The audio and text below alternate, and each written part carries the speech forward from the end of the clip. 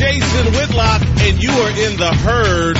Colin Cowherd off on a Friday afternoon, boogie boarding with his son somewhere on a beach in California. All right, I'm Jason Whitlock. I have a great show planned for you today. I'm going to start with Doc Rivers and the Los Angeles Clippers.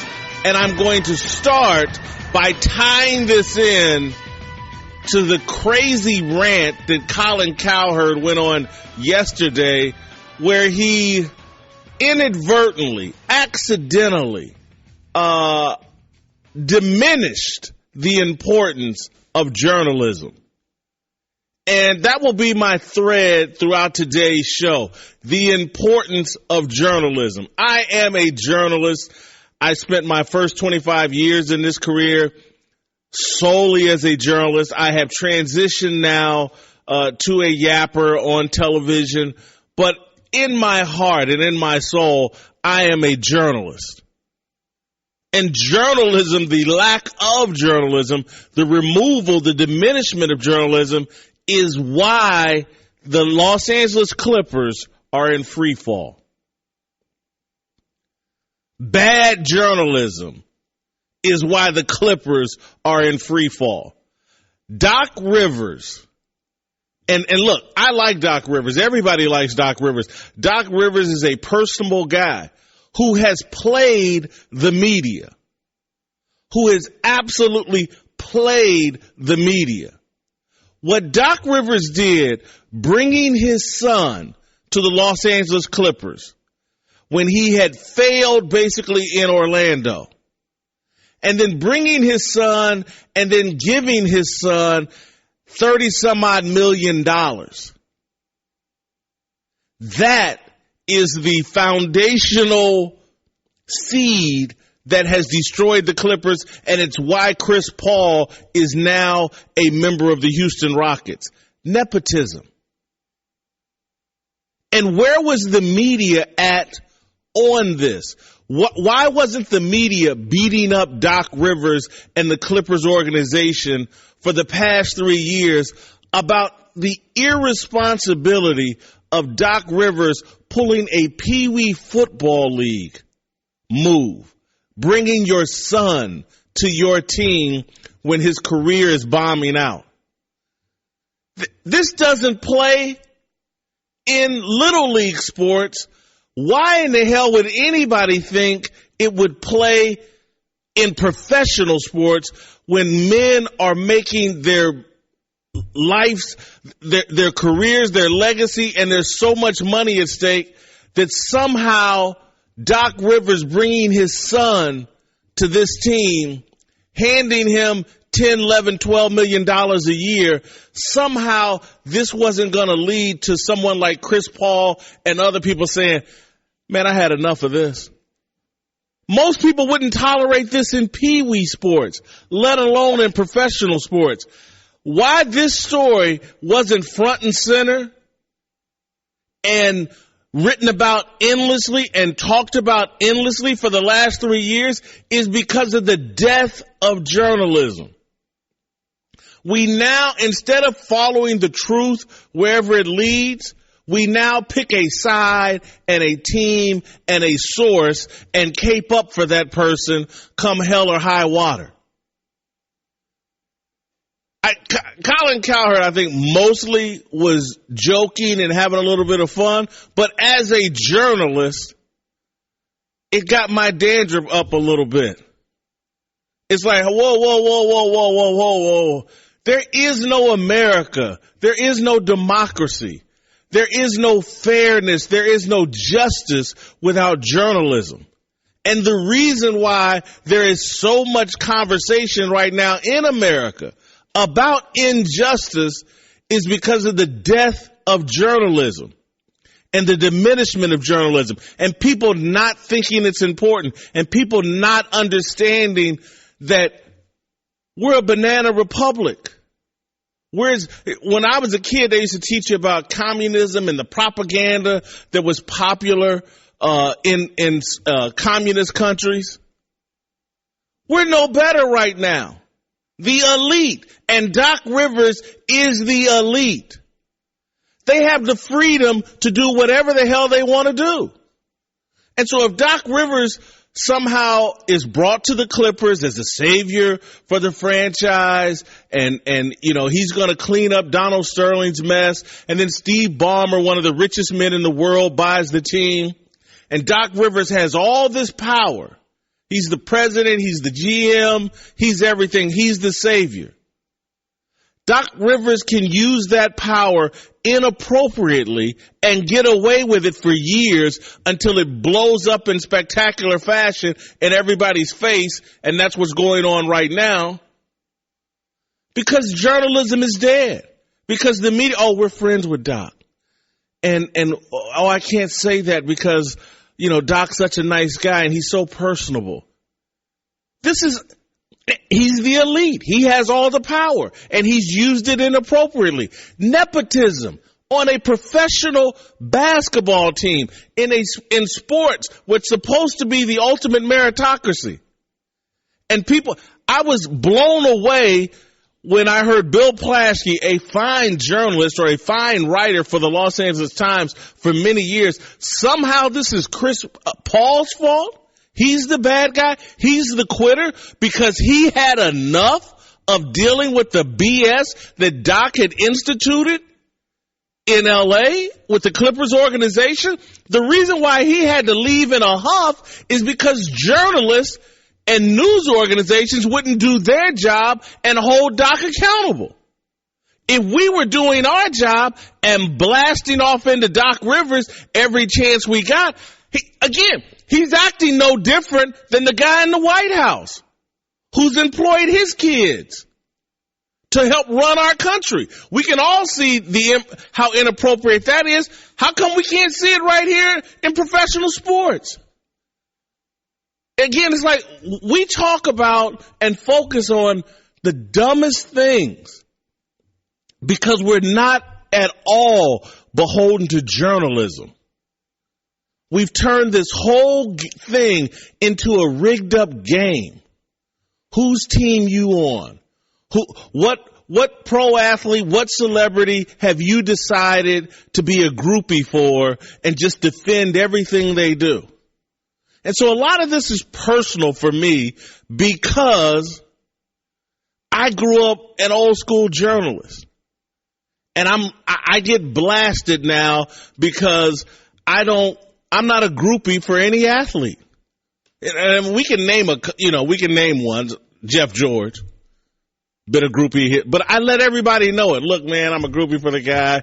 We grew up together. You're not going to get an honest opinion from me about that. That's about it. That's a personal deal. We grew up together. We're friends. I'm tight with his family. Get that. But anybody else, you know how many friends I've lost in this business because athlete or celebrity friends because I had to tell the truth on them? Me and Mike Davis, when he was the head coach at Indiana University, we were tight until the moment I was like, hey, man, this is out of line. He had some tantrum when they were playing the University of Kentucky in a game, and I had to write about it and say it was out of line. And the next thing you know, he washed his hands of me. He thought I betrayed him. And I was like, hey, man, I told you what I am. I'm a journalist. Now, we can be friends, but at the end of the day, I got to do my job. I'm a journalist. I'm going to talk about and have an opinion about the things you do in your profession, and I'm not going to cater my opinions to protect our friendship. I'm going to cater my opinions to protect my integrity as a journalist, because that's how I get paid, and that's what I believe in. It's important. But to see Doc Rivers get away with this for years, and now it finally blows up in the Clippers' face, and their best player, the face of their franchise, I had enough. I'm going to Houston. And somehow people think Chris Paul is remotely the bad guy? We're the bad guys. And Doc Rivers is the bad guy in this situation. He's used his power and his elite status to benefit his family. Again, we have this thing here. We love to talk about white privilege. And somehow in the media, we've convinced ourselves that only white people act inappropriately when handed power. And just as a journalist, I've never bought that. People, regardless of color, when handed power, are capable of acting inappropriately, and they will act inappropriately if there isn't a system of checks and balances, if there isn't a fourth estate watching over them and making sure that they don't mishandle, misuse, abuse their power. That's the job of the media. As it relates to Doc Rivers and the Clippers, we completely abandoned that job. We became groupies for Doc Rivers. And instead of questioning and strongly challenging, man, this is crazy. In professional sports, for you to bring your son to this team, it's crazy. But we all want to be best friends with Doc Rivers. All right. Christine, I got more to say on this. So do I. Oh, you do? Are we doing this after the break? Or oh, absolutely. Right now? Okay. We can do some now. I have a lot to say about it. Oh, good.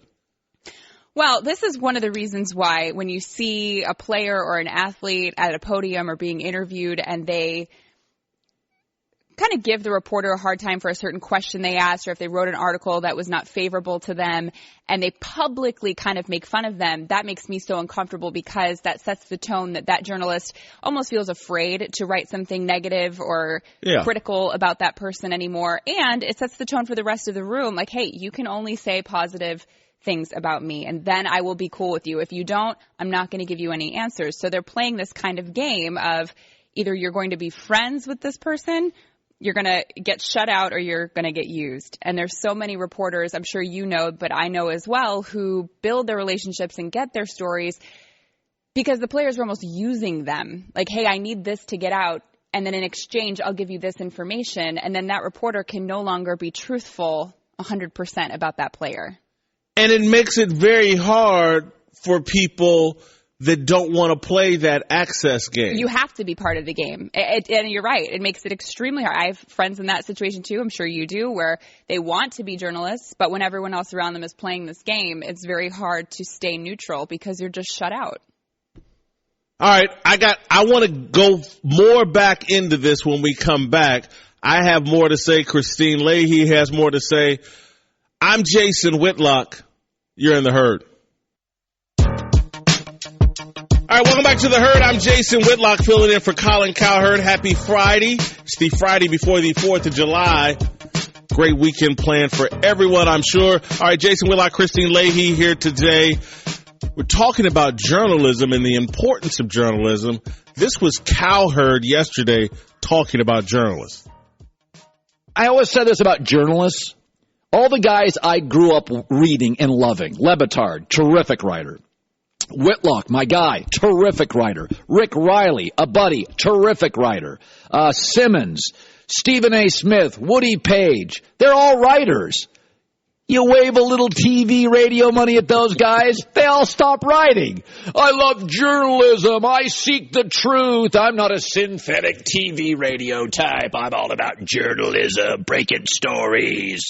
Respected job. I seek justice. I love writing. Here's a few dollars to be on TV. Oh, I dropped my pen. These fingers don't type anymore. All the guys I grew up reading, all the legends, all the brilliant writers. Kornheiser, Lebitard, Whitlock.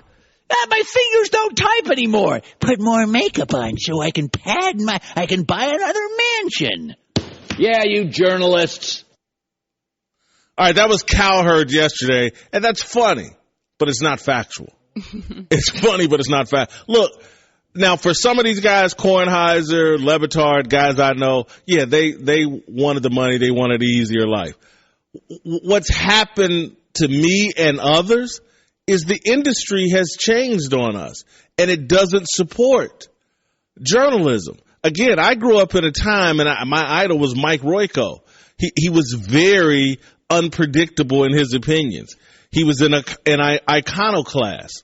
He was someone whose politics weren't front and center. You didn't know if he Republican, Democrat, left wing, right wing. That's not supported anymore. You now have to choose a side and a team. You can't just be a guy that's like, hey, here's what I think. Let the chips fall where they may. There's no room. Everything's about being an advocate. And it's unfair and it's unhealthy for our democracy. And again, it's unhealthy. Even just reduce it down to sports teams. That's why I'm talking about Doc Rivers and how he's played the media, and everyone likes Doc Rivers and they enjoy the access information he gives them. And so people were unwilling to tell the truth about Doc Rivers and just how inappropriate things were with bringing his son to that team and what it did to the dynamic and the chemistry. And now you got Chris Paul running out of there. And again, it's starting to come into focus in hindsight. Doc Rivers, a fraud and a failure with the Clippers. It's not only that it wasn't the right thing to bring Austin because he's his son, but if you look, it's very hard to be a GM, let alone a GM and a coach. And what Doc was doing for so many years was he's bringing on players that he was familiar with. Former Celtics, a lot of them happen to be, and then his son, he knows his son's game, so he brought him on. And I think that was more to speak to his abilities as a GM and the time that he had to dedicate towards that and to recruiting players or looking at players. He obviously didn't. And that could have been criticized as well, but it wasn't. What you're talking about, I'll go a step further, is they say Doc's a dictator, and he ran the Clippers with an iron fist. And when you bring in people you're familiar with and people you feel like you have some control over, it's easier to be a dictator. Mm-hmm. And if everybody is a yes man around you and no one's going to question anything you do, that's the setup Doc wanted. I don't think that's the best setup for a championship caliber team. I don't think in the NBA. And again, once you add in the element of his son and his son playing basically the same position as the face of your franchise and your most important player, that throws the chemistry dynamics completely off, and it makes it harder for Doc to be heard by the players, because again, the players in the NBA have power and leverage too. They're already looking at the coach and the management with a side eye because they got shoe contracts. They've made plenty of money. And so Doc Rivers rings authentic. His message rings authentic when it's like, oh no, you done brought your son over here and you done gave him $30 million worth of Steve Ballmer's money on some BS. It's not what's best for our team. And so it's hard for the players to be all in with Doc Rivers when they're like, you ain't all in. Well, not only that, but Doc was very intrigued by the idea of coaching for the Clippers because as a point guard, he was excited to coach Chris Paul. And so his relationship with Chris Paul was very close. And I know that some of the other players were frustrated with that and repeatedly asked Doc to get involved and to help the relationship between them and Chris, and Doc didn't want to. He would always side with Chris, and that kind of split the team as well. That's fascinating that it originally started out Doc and Chris on the same team, and then at the end, they're not on the same team. Right, so I'm sure this hurts. Yeah, and I think there's no bigger sign of how complete the rejection is than when Chris Paul says, I'm out. And Doc Rivers is sitting there going, well, dude, you're the guy I was most in on. You know how much crap I took for protecting you? But I've said it, and I'll go back. I got to give Bill Simmons credit. He was critical of Doc Rivers when Doc Rivers was in Boston. Mm-hmm. And he took a lot of heat for being critical of Doc Rivers when he was in Boston, including from Doc Rivers. They eventually won a championship, and that compromised Bill's ability to be critical, and Bill had to jump on board. But when you look back in hindsight, Bill Simmons was probably 100% right on Doc Rivers from the outset. Again, Tom Thibodeau ran their defense. He had a great assistant coaching staff when he was in Boston, and he hasn't been able to duplicate that here in Los Angeles. Doc Rivers has been a failure, and I don't say that with any delight. I don't say that with any satisfaction. I say it he's a failure because of the decisions he made. He could have been very successful. And again, I go back to what my original point. If we were doing our job, we would have been helping Doc Rivers. If we had been, the heat that Bill Simmons put on him originally in Boston may be part of the reason why he adjusted and became a better coach in Boston and eventually won a championship. He comes over here with the championship pedigree, and he's the savior, and Donald Sterling's an idiot, and so everything's easy here. And you got Plaschke and others, all the blame is on the players, and Doc's still not taking any blame. If we had been doing our job and questioning Doc Rivers might be in a better situation. The Clippers might be in a better situation. And if you call it how it is, that also gives Doc the opportunity to go to Chris and say, hey, I mean, everyone knows this. I've got to be able to do something because it's being called out. And then he has kind of a scapegoat. Nepotism. It doesn't work in Washington, D.C. It doesn't work in Los Angeles. It doesn't work in professional sports. All right, it's time for Christine and the news. No. Turn on the news. This is the Herd Line News. While we're talking about Chris Paul, he did wind up going to the Rockets, but there were reports that he was considering the Spurs for at least a little bit. And now it's coming out that he apparently had concerns about joining the Spurs because of LaMarcus Aldridge's current deal and Tony Parker. It would be kind of an awkward situation for him to come in and take the starting point guard role away from Tony Parker, which I get that. He just came from a situation where he's got a lot of turmoil and drama, so why join another team where you're going to be the cause of that drama? I don't see the Chris Paul. That's a nice little add-on. Oh, I'm concerned about Chris Paul. And it's a nice little polite, I'm concerned about LaMarcus Aldridge's contract. What he's really saying is, man, I don't know if LaMarcus Aldridge can still play. I don't know. I don't think I'm going to San Antonio. If LaMarcus Aldridge was the guy that he was in Portland, I think he would have strongly considered San Antonio. He'd care less about taking Tony Parker's job. Tony Parker's old and he's hurt. Yeah. Oh, but he would be hated by all the loyal Tony Parker fans. No. You don't think so? If he made the Spurs championship caliber, this is about what he's politely saying is, damn, LaMarcus Aldridge can't play anymore. Why go there? Well, they would also have to gut that roster, that bench, in order to get Chris Paul on the team. So it would take down their chances of winning a championship. But you mean the same thing Houston just did? They just gutted their bench. They'd have to do that. Yeah, that too. But if you think, I think he did really consider the Spurs because you and I think you would agree, James Harden and Chris Paul, I'm not sure how that's going to work out. Right? Yeah, he wanted out bad. I wish he should have called the Pacers. We would have had it. That's interesting. No, it's not. Okay. The Bulls are now expected to waive Rajon Rondo after Jimmy Butler was traded to the Timberwolves. It seems like the Bulls are now focused on rebuilding. Dwayne Wade, not sure if he's going to be even with Chicago next year. They're going to maybe try to work something out. But apparently the Bulls and Rondo's representatives tried to discuss some sort of deal that Rondo would make less money. That probably won't happen. So we can see Rondo getting waived sometime soon. He's been everywhere.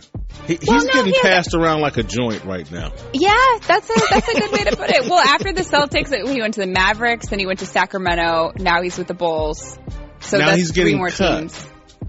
Well, I don't think he's getting waived because he doesn't have talent. I think he's getting waived because the Bulls are really focused on a rebuild and focusing on their young point guards to develop them. And Rondo is a strong figure in that locker room. So if they want to wipe things out and start fresh, which, by the way, I don't mind. I like Rondo, but I don't mind if a team wants to start fresh and say, hey, let's really focus on this young core and build it from there. I think that's a good thing. And there are a lot of free agent point guards right now, but hopefully Rondo wins. Celtics, Mavericks, Kings, Bulls. Rondo is now any team that wants to tank and play for a draft pick, Rondo's probably the point guard of their dreams. Rondo is you saw what he was doing before he got hurt for the Bulls. No, I know, but he's clearly a headache, or they would keep him. I think, yes, he is a headache, but I've told this to Colin a million times. Rondo is one of those guys whose basketball IQ is so high that he has a very hard time working with other people who can't reach his level. And I'm not saying that's right. That's just who he is. But he is a very talented basketball player. He does know the game very well. So you have to find the right kind of mix. And it seemed like with the Bulls, he was finding that towards the end. I just wonder, wouldn't it be crazy? Because now the Clippers need a point guard. What if Rondo rejoined Doc? You know, he sounds like I have the same problem as it relates to restaurants. There's certain people I don't go to restaurants with because they can't eat at my level, and it's hard for me to watch them. What do you mean? Like they don't like the fine steak that you have? Yeah, or? They can't eat at my level. They don't really understand. I'm an expert when it comes to eating. I'm at a genius level. Meaning like you understand the proper way to cut a steak, how to prepare a steak. You know, you go to someone and they order a steak medium well. And I've taken them to a nice restaurant. I'm like, are you kidding me? You can't do that. They don't know what salads to eat. They don't know the right fork and spoons to use and things like that. It drives a professional like me that really understands eating, drives us crazy. That is very good. I don't even eat steak. My dad orders his burnt. He'll literally take him to Mastro's and he'll tell him to burn the steak. It's not good. No, he will not be going out to eat with me. Okay. And finally, Jimmy Butler, after he was traded to the Timberwolves, had his first press conference and was getting asked a lot of questions if he was upset. And he said, hey, if you guys have any beef with me, just call my cell phone number. My phone's in my back pocket right now. If whoever has anything to say to me, feel free. 773-899-6071. So if you want to interview, there you have it. Please do. So as you can imagine, his phone blew up for the rest of the day, and so we had to check and see if this really was his phone number, and we called, and this is the greeting that you get. Jimmy Butler. Sorry I couldn't get to the phone, but leave your name and number, and I'll hit you back. If you got any beef, definitely leave a message. If you got any beef, definitely leave a message. Have you ever called the number where they say the voicemail box is full and you can't leave a voicemail? I'm pretty sure that's what's going on there. Listen, he's just told on himself here. Why? Because what that means is he has a lot of phones. He uses a lot of burner numbers.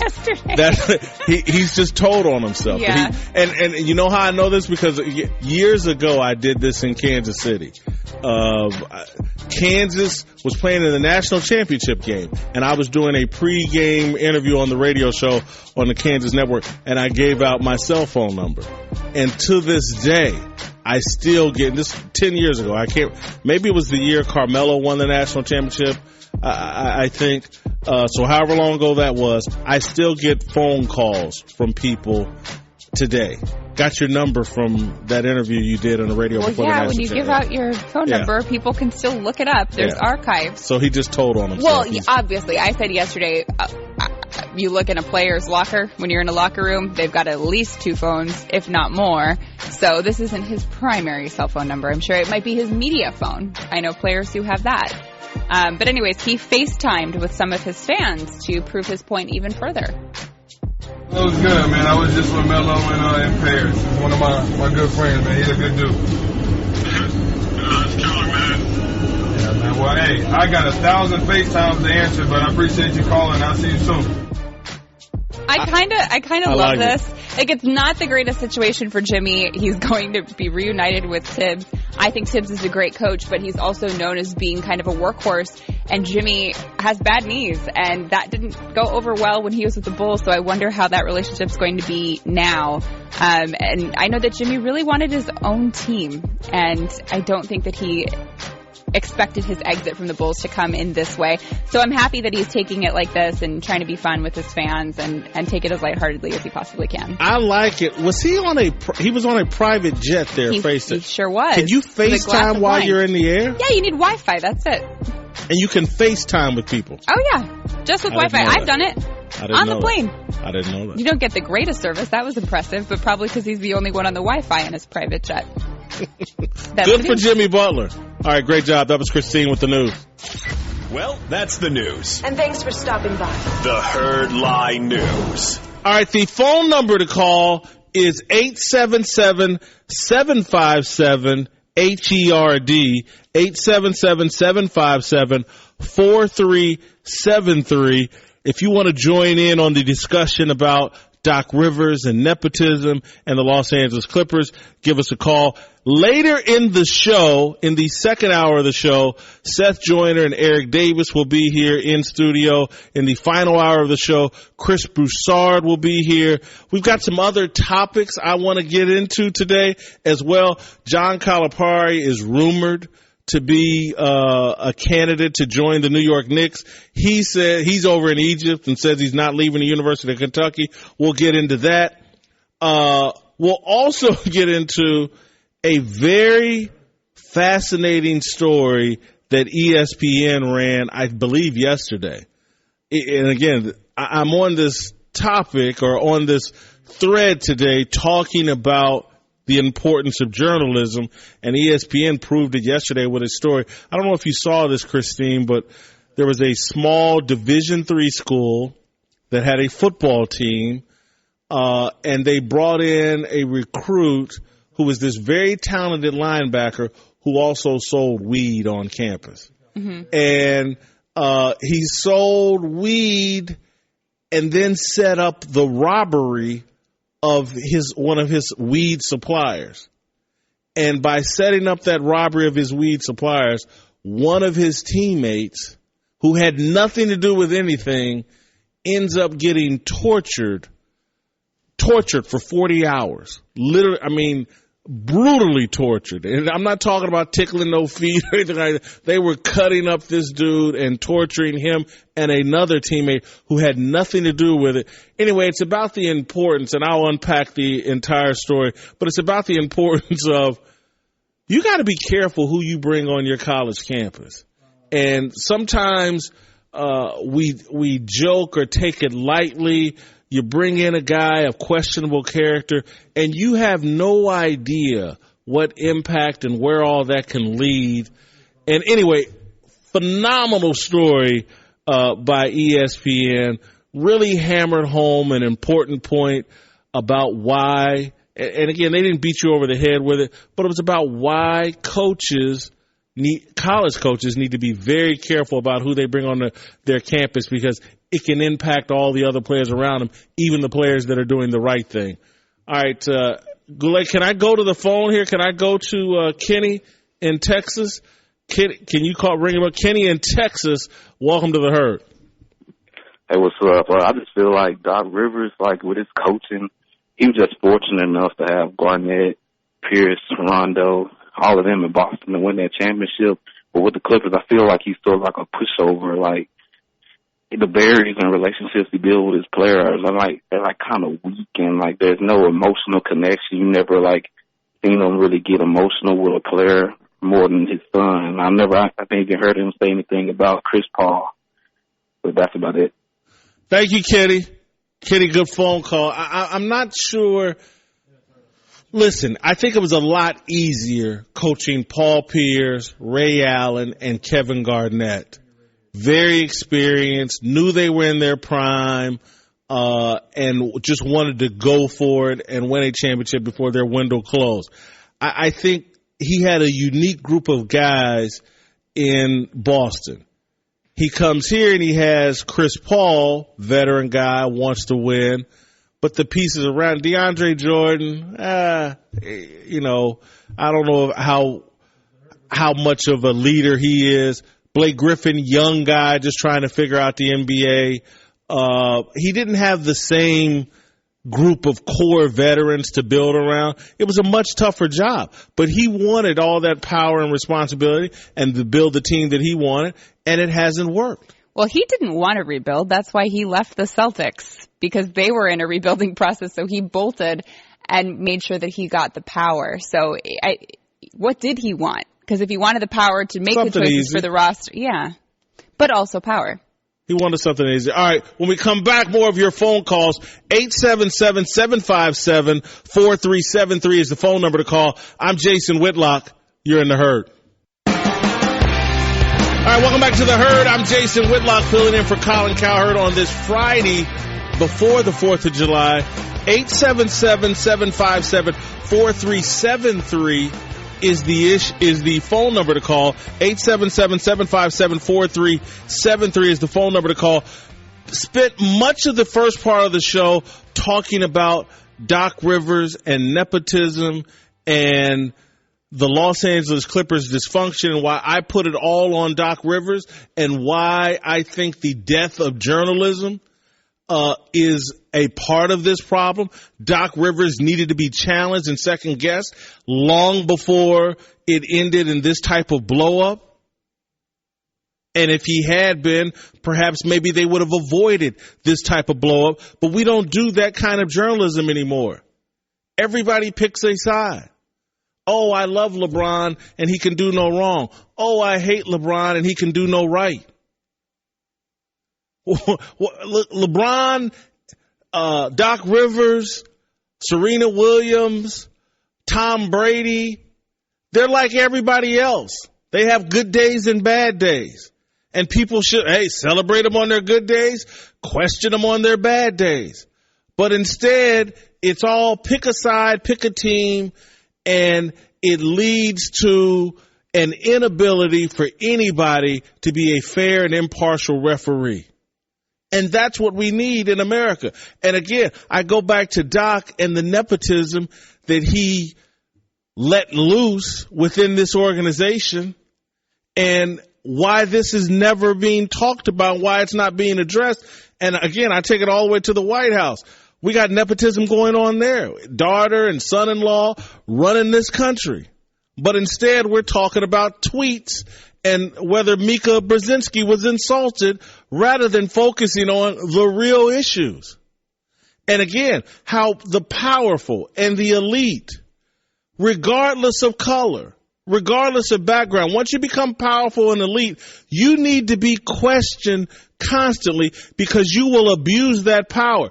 Doc got his hands on an organization and then started funneling money to his son. That's what the power and the elite and the privilege have done their entire lives. So, anyway, Brian in Las Vegas, can you help me out? Welcome to the herd. Jason, how you doing, buddy? Excuse me, but I really don't know what the hell you're talking about. You ripping Doc Rivers like this. Yeah. I mean, are you serious? I'm sorry. Was it Doc Rivers that blew a 3-1 lead against Houston? Oh, I'm sorry, Chris Paul didn't show up. Oh, I'm sorry, Chris Paul didn't show up for Game 7 against the Utah Jazz. Give me a break. This guy has won nothing his whole career. And all you're talking about is Doc Rivers giving his son money. Oh, who cares? He didn't produce on the court. Doc Rivers gave Chris Paul every opportunity to perform. He got him the playoffs. He put him in position to be successful, and Chris Paul failed. That is the bottom line. Brian, let me ask you a question, if you don't mind. I have one, too. Yeah, let me ask you a question. What did Doc do that Vinny Del Negro didn't do? What did Doc do? He set him up for success. No. Vinny Del Negro took the team just as far as Doc Rivers. Everybody was fine with Vinny Del Negro getting ripped and shredded and being called a joke of a coach. But Doc Rivers has not done any more than Vinny Del Negro. No, that's not true at all. It's factual. Because one of the take a look at the records. The Clippers have had since Doc Rivers. They haven't gone any farther in the playoffs with Doc than they did with Vinny Del Negro. Doc Rivers got him in position to be successful, and Chris Paul failed him. But Doc Rivers got him in position to have a 3-run lead against the Houston Rockets, and you can't fit the deal. Stop being a leader. Why do you want to keep him if you can't perform? And by the way, Jason Whitlock, if you don't want to talk about tweets, don't talk about tweets. Why don't you talk about Donald Trump creating jobs? Brian, Thank you, Brian. Thank you. Okay. Go ahead. I wanted to know where he was from. It sounded Las Vegas. No, but his accent wasn't from Las Vegas. Yeah, everybody is a visitor to Las Vegas. All right, Rick in Austin, welcome to the herd. I believe that Fox made the right decision over these last few years to bring over the best, hire the best crew, and I appreciate that, and I thank you. And I'm been a big, long-time fan of yours and Colin, and so you guys got a great thing going on there. With that said, I wanted to say and I think you'll agree with me on this, and I've listened to you, over the past year talk about this very same thing. It's funny you're talking about today about Doc getting a pass, and I 100% agree with you. Doesn't mean that he's not a good coach, but he's gotten a pass big time. And I am going to compare somebody else in another sport who is a coach. This has nothing to do with their color. It just so happens that they're both black. But I believe Mike Tomlin is in the same boat. That guy has gotten a pass over and over and over again, for different reasons. But I don't know what it is with the journalism nowadays. I don't know why nobody is calling out Mike Tomlin, just like you have talked about, with Doc Rivers. They both have had their major issues. You had mentioned, I remember one time on the Collins show, sitting down on the couch talking about, this very same thing about, Mike Tomlin tripping people, allowing his players to run amok, and, for different reasons. I believe they're in the same boat together. What do you think about that? It's a good question, and thanks for the phone call, Rick. I'll say this as it relates to Mike Tomlin, and a bit Doc Rivers. There is a fear because of social media. There are certain people that can't be criticized, or you're going to be labeled a racist, and no one wants to be labeled a racist. And if you're black, no one wants to be labeled a sellout. And so I think people live in fear of that, and so they're very careful about who they do and don't criticize. But again, I've tried to explain to people forever, criticism is like fertilizer. It's what helps you grow. And when someone denies you criticism, it's because they don't want you to grow. I'm Jason Whitlock. You're in the Herd. All right, welcome back to the Herd. Happy Friday. I'm Jason Whitlock, sitting in for Colin Cowherd. Thanks for joining me on this Friday before the 4th of July. Happy birthday, America. All right, 877-757-4373 is the phone number to call. All right, Seth Joyner, Super Bowl champion, former Pro Bowler, is on his way into the studio, and I'm going to bring Seth. Seth, come on in. I want to bring Seth into our conversation. Round of applause for Seth Joyner, doing a fantastic job for us here at FS1. Seth, a natural television talent, has interesting things to say. I want to bring you into the conversation I've been having about Doc Rivers, and this is bigger than basketball. It's a life philosophy. When I'm done with a person or a situation, I don't engage with that person. I don't offer them my true feelings. I don't give that person any critical feedback. My mom and dad are the two people that have loved me the most on this planet. And they probably have been the two people most critical of me. Right. My father, I don't know if I ever did a good thing in my life. And the guy worshiped me, but most of what he had to say to me was, hey, man, how come your tie ain't tied right? What are you doing here, X, Y, and Z? Who's this girl you date? I really don't like her. My father was he loved me, and he expressed concern for me through criticism. And when you deny someone your true thoughts and true feelings, I think it's like you don't wish success on that person. And the people that really care about you are the people that are willing to tell you things that make you uncomfortable. Do I sound crazy when I say this? No, not at all. I'm of the mindset. See, I've always, throughout my playing career, my dad was never around. So my mom was my mom and dad wrapped up into one. And she was hard on us. This little 5'5", 5'4" woman. I wasn't afraid of no gangs, no police, nothing. I was afraid of that woman. You understand what I'm saying? And she raised me that way. She raised me and my brother and my sister that way. You have to have critical input in order for you to get better. But not everyone's wired the same way. Not everyone can take that criticism and compartmentalize it and take it and use it in the way that it was meant to be used. Some people take it personal. And when people take it personal, then it's that situation where when you can't receive criticism, it's awfully hard for you to get better. as a human being when you can't receive constructive criticism. Now, from a parent, it's even harder from a parent because, there's there's a different dynamic. A parent, child, they're always going to be your parent no matter what. When you're talking about a coach, you have to respect that coach, because I've had coaches in the past that I didn't respect, and when they tried to, constructively criticize me or chastise me, it didn't fly. But coaches that I respected, they could get away with, talking negatively about me or to me or criticizing me, and I could see through all the nonsense and extract out of it what I needed to get better. I'm going to stick with, because my father has passed on. My mother right now is watching the show, I'm sure, in the home that I bought for her. Later today, she'll get in the car that I bought for her, and awesome. She'll go spend the money that I give to her. Awesome. But I guarantee you this, by the end of the month, we'll go headed into July, me and her will fall out about something that she'll be critical of me about. And again, so it doesn't even matter that she's completely dependent upon me and my brother. She's still going to stay on her job until her last breath on this earth and keep a foot in me and my brothers. And my brother's got his own family and kids.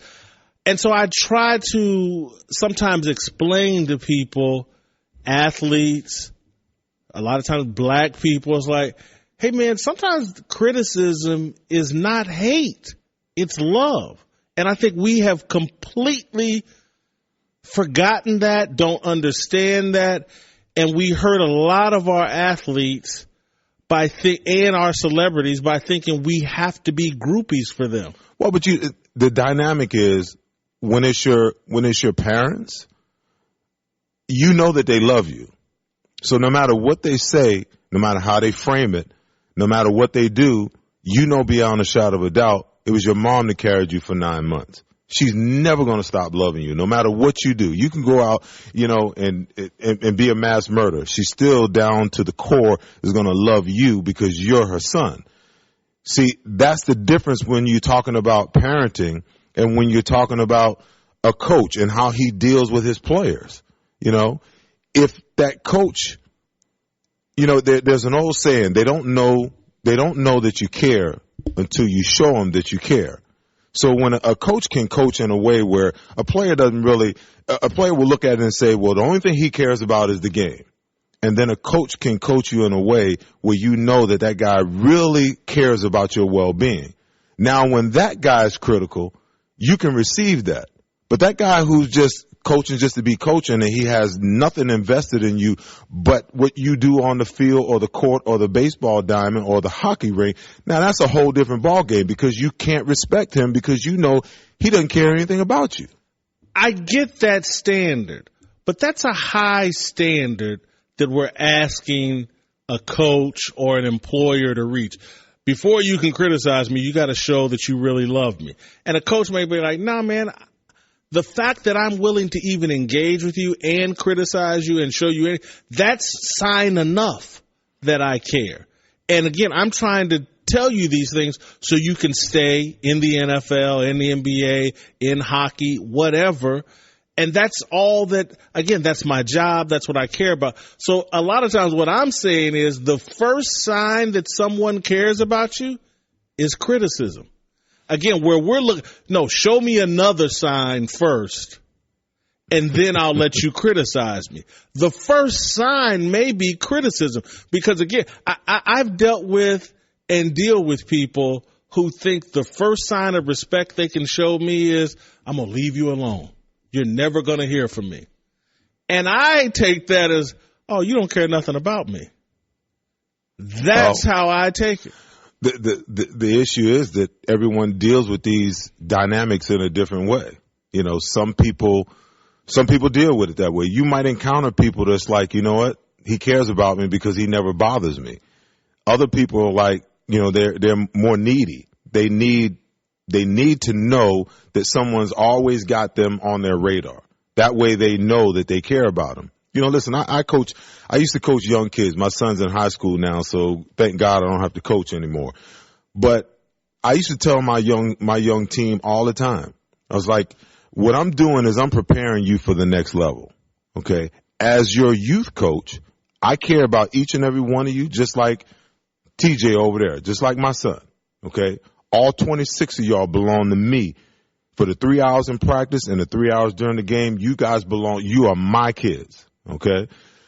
What I'm trying to tell you is that you need to pay attention to what I'm trying to tell you, because at the end of the day, when you get to the next level, coaches are going to coach you once, they're going to coach you twice. The third time, it's going to be, well, they either don't get it or they're not paying attention.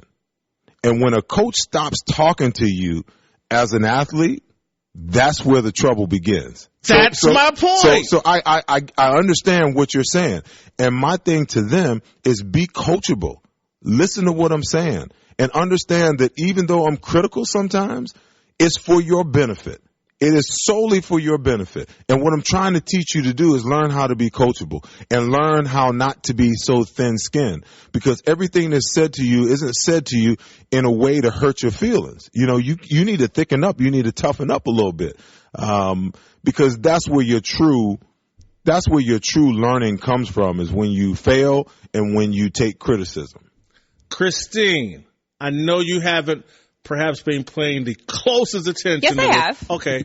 I want to know, how does this land for a female or for a woman? How do you interpret criticism? As hate or love? It depends who it's coming from and how it's coming. I respect it and appreciate it a lot from someone that I respect and think is a smart person, and it's coming from a good place. If I know it's coming from a bad place, it's not always taken the best way. But I don't know that it applies differently for a man or woman. No, I don't. I don't. No, I don't think you were. I'm just clarifying. I think it's the same, and I don't know how men feel, but you appreciate criticism from some people, and others you have to take it with a grain of salt. Some people can't take criticism at all, though. Right. I mean, I've been around guys that, and young ladies for that matter, that, you know, the slightest little bit of criticism completely destroyed their self-confidence and their self-esteem. You know, they couldn't see past what was trying to be passed on to them. And that's not a good thing. That's not a good thing at all. Whether you're talking about sports or whether you're just talking about life, because there's always someone in whatever realm you're in that's trying to pass on some and mentor some information into you to help make you a better person. Now, whether you receive it or not, that's the whole deal. And there's a whole lot of people out there that the minute you say something negative about them, they take offense to it. But that comes with maturity, being able to take criticism. And there's a lot of things that can happen in someone's upbringing that makes them feel like they have to protect themselves no matter what. So any kind of criticism can take down the barrier that they put up for themselves for survival. All right, we're joined by Seth Joyner, former Pro Bowler, former Super Bowl champion. I guess you're always a Super Bowl champion. You're not ever a former Super Bowl champion. All right, you played with Brett Favre, correct? Yes. Your former teammate, Brett Favre, has been quoted as saying he would potentially like to coach or work as an executive in the NFL. Would he be effective? I can see him in coaching a lot more than I can see him as a GM. I'm not sure of his ability to evaluate talent, even though I think in some regards GMs aren't the sole guys that's doing the evaluating anymore. They've got all of these other guys that are around them that do it, and they're kind of like the guy that makes sure that everything gets done beneath them. But I can see him as a coach. You know, I always had issue with Brett in this one area when Aaron Rodgers was on the team. Yep. And they talked about him mentoring Aaron Rodgers, and he was like, that's not my job. I kind of had issue with that. I have issue with guys who have that mindset. Because as a young guy, if the veterans don't help bring you along, then it's hard for you to grow. And let's say that Brett gets hurt, and the difference between them winning the Super Bowl game is Aaron Rodgers' play. That's a big problem for him to say that's not my job and to treat Aaron the way he treated him all those years until he was out of Green Bay. But that being said, if he understands the game, he's a very smart guy. And he played the quarterback at a high level. And I think that he'd be a great mentor, a great quarterbacks coach, maybe even a great offensive coordinator in today's game because the guy just like to throw the ball all over the map. Is he someone that can communicate the game to a group of players? That I can't answer 100%. I do know that he's a great teammate. He's a great guy to be around. And at the level he played with, in the offense that he played in for a coach like Mike Holmgren, I gotta believe, that he's got some people skills and he's got the intellect that's necessary, to be able to communicate it in a multiple ways, because to me, that's the biggest problem in coaching is can you coach on many different levels? Because some guys, learn by repetition. Some guys learn by audio. Some guys are visual learners. Some guys are field learners. As a coach, you got to determine with each one of your guys how they learn. And then you got to adjust your mode of teaching to make sure that they get it. Because I've seen a lot of guys, he's too dumb, he can't play. No, you need to figure out a different way to teach him so that he can maximize his athletic talent.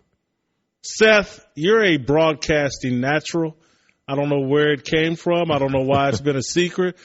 You're a natural on television and broadcasting. Well, glad you're over here with us. All right, I'm Jason Whitlock. You're in the Herd. All right, welcome back to the Herd. I'm Jason Whitlock, sitting in for Colin Cowherd on this Friday before the 4th of July. Is it July 1st yet, or is it not June 30th? Yeah, today is June 30th. Yeah, so we're getting close to the 4th of July. I think that's on Tuesday, and it's the Friday before, so people probably got Monday off, getting ready for a long 4-day weekend. What are you doing? I'm working. I'll be here working Monday, Tuesday, and Wednesday, and then I'm taking Thursday and Friday off. Why would you do it backwards? Because Colin is taking Tuesday off. Someone's got to work. And so I'm going to do the Herd on Tuesday. Okay. And so I figured I'll work the front part of the week and then take the back part off. All right, Seth Joyner was just joining us. Did a terrific job with that conversation about accepting criticism and understanding that criticism sometimes can be a sign of respect and concern. It's not hate, as we like to say over social media. Oh, you got some haterade. It's people are trying to stunt your growth when they deny you constructive criticism or criticism of any kind. When a coach or someone you care about or a boss quits talking to you, that's a sign that they don't want you to grow. They're not invested in your success. They're not interested in your success. All right, the phone number to call is 877-757-HERD. Eric Davis, former San Francisco 49er Super Bowl champion, he's going to join us here in a bit. And when he does, I want to get into this ESPN story that I hope everyone has read. And again, today I've spent a lot of time talking about journalism and the importance of journalism. And we started out talking about Doc Rivers and the Los Angeles Clippers. I want to transition a little bit in the rest of the show to this story that ESPN did. I think it was their Outside the Lines group, and it is tremendous. And it's about a Division III football team, the University of Rochester, that brought on a linebacker recruit who also sold weed. And we live in this society now where, it's just weed and it's no big deal. And I got to say, I'm part of the narrative, or as a media person, I kind of buy into that. But then you read this story and it just kind of hammers home,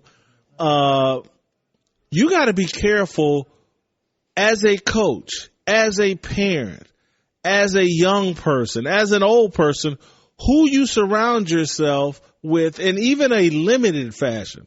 Because the story on ESPN documents how a linebacker who had nothing to do with his teammate who also sold weed, but how this guy selling weed and robbing his supplier ended up with this other person who's on the football team who has nothing to do with this being kidnapped and tortured for 40 hours.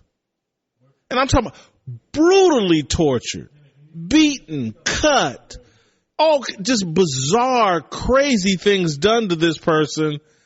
And it's a cautionary tale for college coaches and for anybody who controls young people and thinks, oh, I'm going to bring in this person because they're so talented and we're going to overlook some of his baggage. Wait, but isn't that also something for NFL coaches and owners to think about as well? Because they continuously bring in questionable characters, and that kind of sets an example for the colleges. Hey, if the NFL's doing it, why can't we? No question.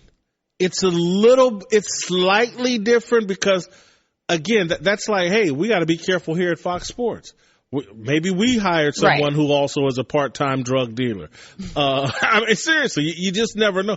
Everybody, but again, when it comes to college football, and this is at the Division III level, this isn't about big money. This was about coaches just trying to do whatever they could to win. And look, I don't blame them. I've seen guys come onto college campuses with some baggage, and the college experience has helped them evolve. I get it. But this guy got arrested because of this robbery they did of his drug supplier, and one of the assistant coaches bailed the guy out of jail. That was their first concern. And the university didn't inform the rest of the team, the student body, about what transpired on their campus, which eventually led to these other two players being kidnapped and tortured for 40 hours. Anyway, we had a couple of pot dealers on my Ball State football team, and I got one of them, Javon Harvey. You're putting his name out there? Yeah, well, because he's dead. He got murdered in Fort Wayne, Indiana, several years ago. But you know, he was a drug dealer for a long time. Huh? Do you watch Power? I don't, because it's not as good as The Wire. But everyone says I just wanted to know if he was like Ghost level or Tommy level. He was a high level. Okay. So he did it for a long time. Okay. And I believe they say he got killed by some people from a foreign country. But anyway, all right, here's Christine with the news. No. Turn on the news.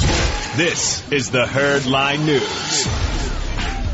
Conor McGregor is getting ready for his fight with Floyd Mayweather, and so he's been posting videos of him sparring on his Instagram, and this is one of them that I would love to show you. I'm looking at it. We're gonna play. There should be some sound too. Nope. No sound.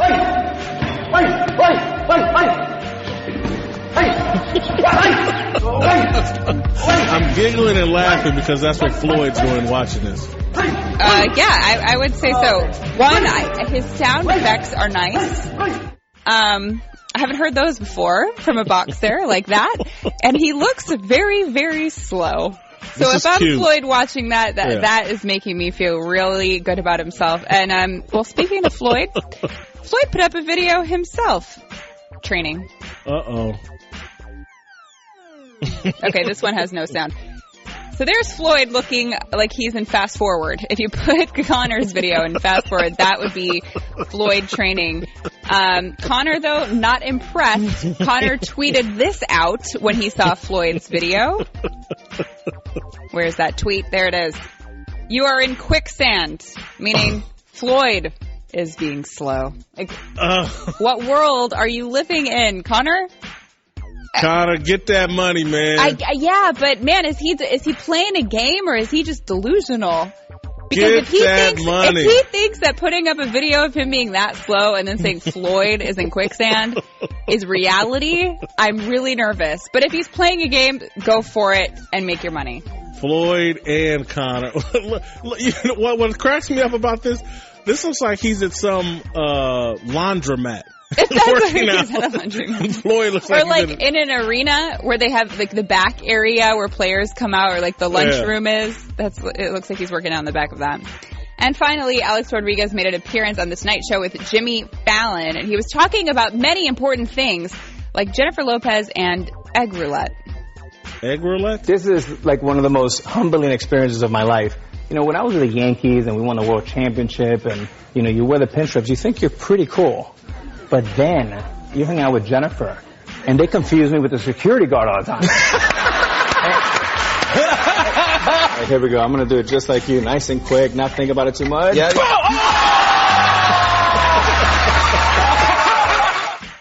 That apparently is egg roulette. Alex Rodriguez is a baseball analyst on Fox, and he is dating Jennifer Lopez. Let me tell you something. He's off to a hell of a post-career. Yeah. He's a much more likable, lovable person post-career than he is. Who knew that he would be such a natural television talent and so personal? Big things in store. As long as he doesn't break any more Rodriguez. TVs. We can't have any more broken TVs around here, right? You know what? He looks like baseball's version of Michael Strahan. He'll be hosting some big-time, daytime talk show that has nothing to do with sports. Alex Rodriguez, natural talent. That's the news. All right, that was Christine with the news. All right. Well, that's the news. And thanks for stopping by. I believe by. My man Eric Davis. News. Oh, I'm sorry. I'm talking over the promo. I believe my man Eric Davis is here. Good morning, everyone. Good morning, Christine. How are you? Good morning. I've never seen you not in a sport jacket. You haven't? No, not that I remember. This is a bomber jacket. Is that a jacket or what? It's a bomber jacket. A bomber jacket? You know what? It's not those bedspread. The tablecloth panties that you had thrown at you that Look first at those time. shoes. It's not that. What kind of shoe? Oh, yeah. Eric is kind of fancy. I know. What are those? What fancy? What are those shoes? Shoes. Oh, come on. That's it. Don't be modest. Shoes, things to cover your feet. I like those. There's one thing Eric's did proud we come about. and talk about my dress? There's two things Eric's proud about. His kids and his marriage. You see that wedding band he flashed around? He lets everybody know. You can't miss the fact that Eric is married. I don't know what's flashier, though, the ring or the shoes. Is there more bling down there? There's nothing flashy about me. Man, I'm just here to keep the teams even. I would agree. Thank you. You had a third seat right here, so I'm just here because you said you got to play with three. Good. All right, so have you read or heard about this University of Rochester story that I've been talking about? Yes. And I read it, and I was like, oh, my God, what an amazing, tragic, sad story. And I thought about some of the guys I played with at Ball State that were from different backgrounds and rougher backgrounds than me and brought that to our campus. And I can remember I went some places I probably shouldn't have gone with some guys I shouldn't have gone with. But I don't know. It was just a cautionary tale about, man, you have to be really careful about who you bring onto your college campus and who, as a young person or even an old person, who you surround yourself with. What was your reaction to the story? I'm not surprised. It happens all the time. You have that element on football teams, especially on the football team where you have so many different people. And you talk about a college campus where you have so many different people from so many different areas and backgrounds, upbringings. I have a guy that I played with in college that is, he's paralyzed from the chest down right now. He was big into the drug world when he came on campus, while he was on campus, after he left campus, and he ended up getting shot and paralyzed. I played with two other guys. One got kicked off the team because he was literally in that world and got into it with some people on campus, and they eventually had to kick him off the team. And this was back when I was in school in the 80s. So it's not like it just started. It's going to be that way. That's a part of it, unfortunately. Listen, I was in college in the 80s as well at the same time. I also thought back to my father, who is now deceased, but I can remember when I was in college, and this had anything to do with the Ball State football team. This had to do with one of my best friends from high school that I didn't want to let go of.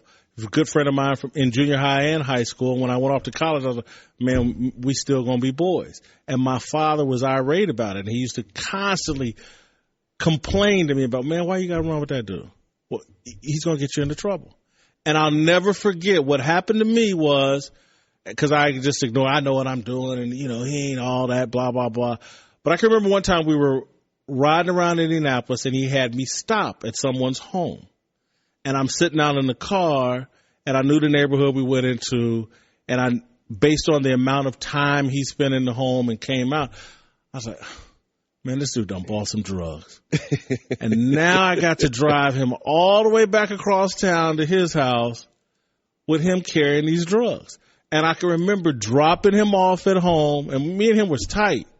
And I was like, this will be the last time we ever in the same car together. And that's understandable because you didn't want to put yourself in that situation. Now, the difference with that being your boy, one of my best boys, in the world, in one of those situations, and this was after my first year in the league. And, it's hard to walk away from your guys. And this was after my first year in the league. And we stopped by a place and he said, you can't go in here. That's what he was like, you can't go in, because I'm getting out, because it was some of his family and everything. He was like, you can't go in. He was like, you're not going anywhere around this. You're not going anywhere near this. You're not going, no, I'm not putting you in that situation.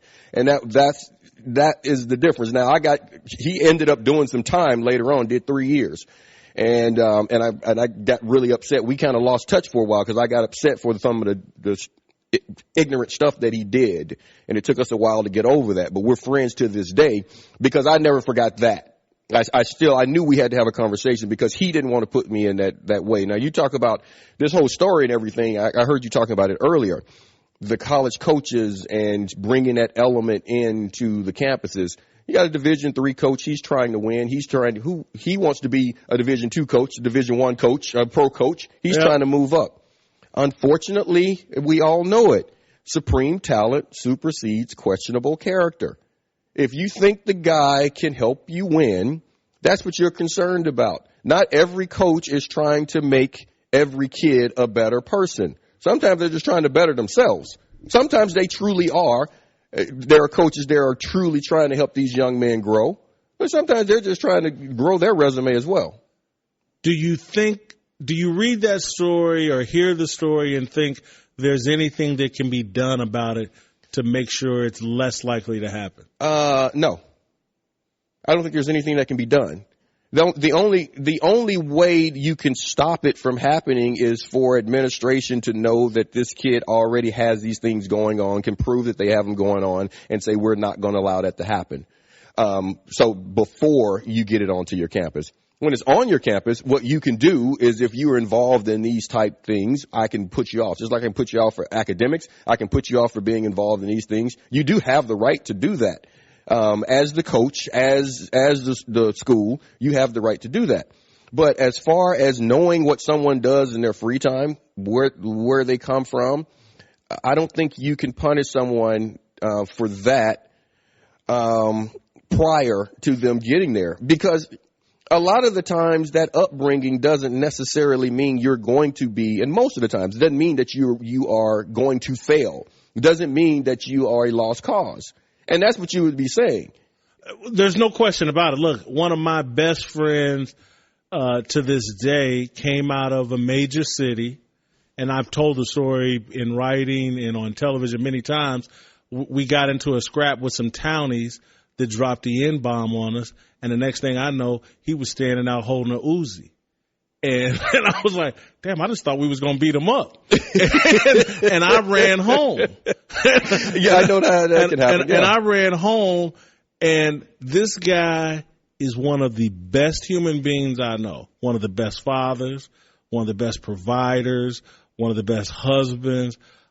He evolved well past that. And now we laugh and talk like, oh my God, but for the grace of God, I grew out of that. And so the college experience and all that was wonderful for him in terms of getting away from some of the things.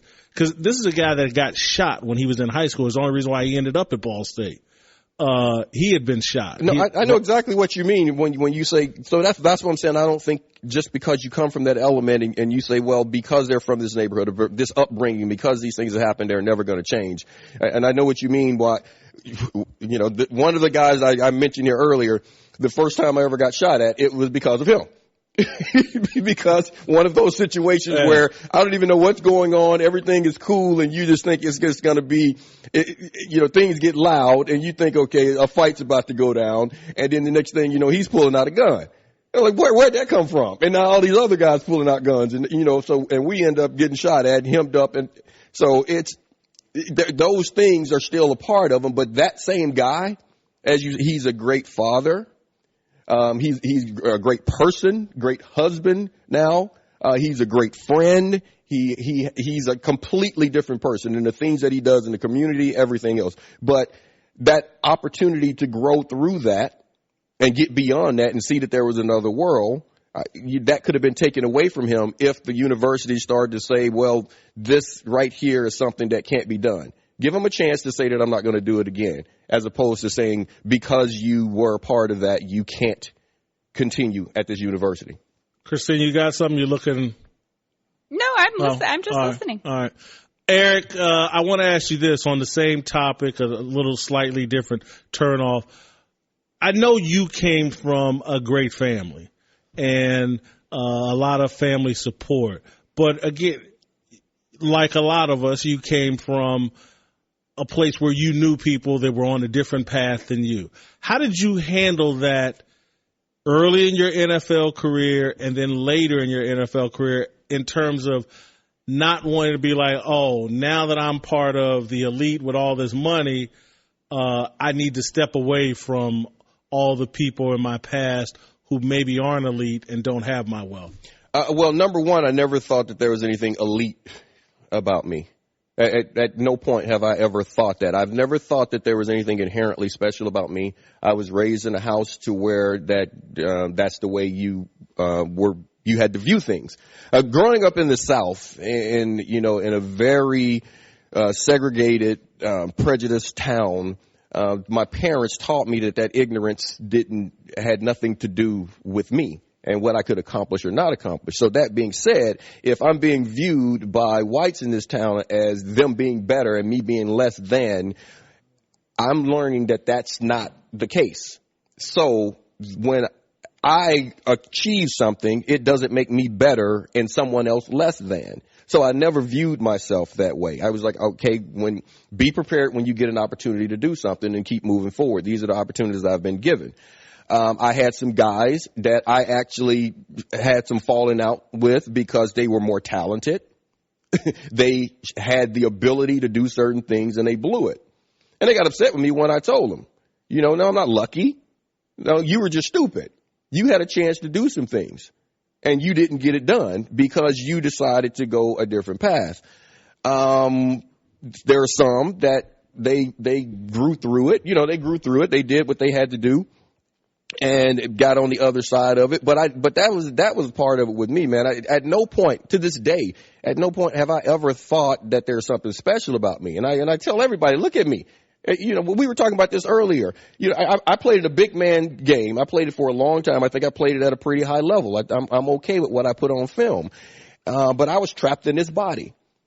So there's nothing special about me. I was given a certain opportunity, and I'd be damned if I was going to let somebody take that away from me. Everyone's not presented with those opportunities. So fate put those in front of me. And that's how I look at it, and that's how I view it. But never. So that's how I always handle it. So when I went back and I saw my boys, and I see them, and to this day, nothing has changed. And I tell people all the time, if you didn't like me when I was 18, you probably don't like me now because I haven't changed. None of this has changed me.